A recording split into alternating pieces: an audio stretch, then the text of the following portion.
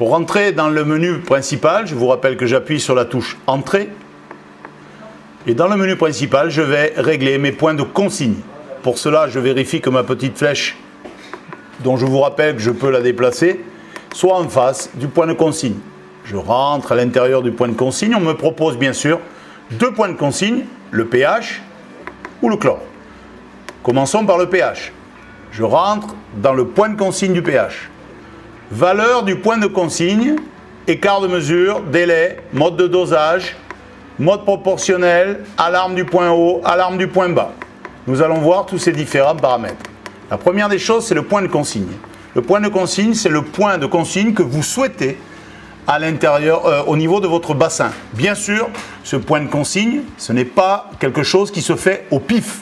Ce n'est pas 7-3 comme je l'entends très régulièrement. Ce point de consigne vous est donné par l'équilibre de l'eau qu'au préalable, vous avez vérifié dans votre bassin.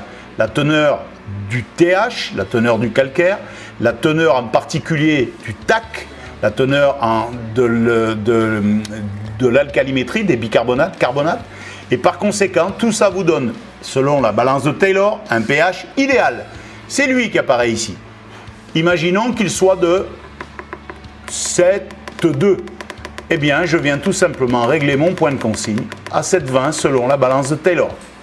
Pour valider cette valeur, vous avez bien compris que je vais entrer cette valeur dans le point de consigne pH.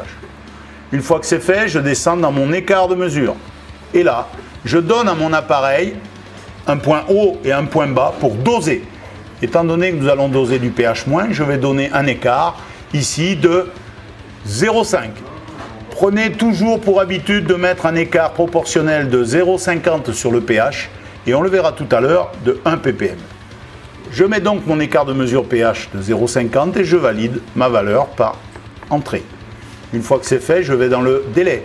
Le délai est un point important. Pourquoi? Si je ne mets pas de délai, il va y avoir un dosage chaque fois qu'il y a un tout petit dépassement de la valeur du pH qui nécessite un ajustement.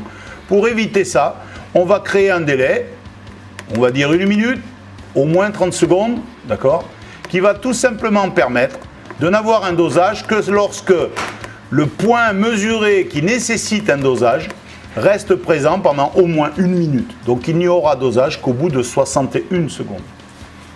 Je valide cette valeur. Je rentre ensuite dans le mode de dosage.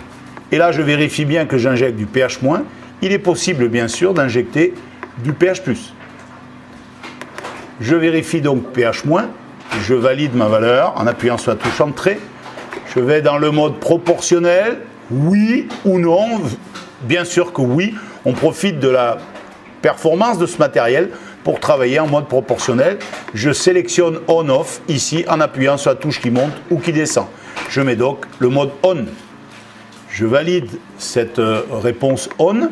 Je vais ensuite créer mes deux points d'alarme si nécessaire. Alarme point haut, on va dire que je vais mettre une alarme à partir du moment où le pH sera supérieur à 8,5 ou 8.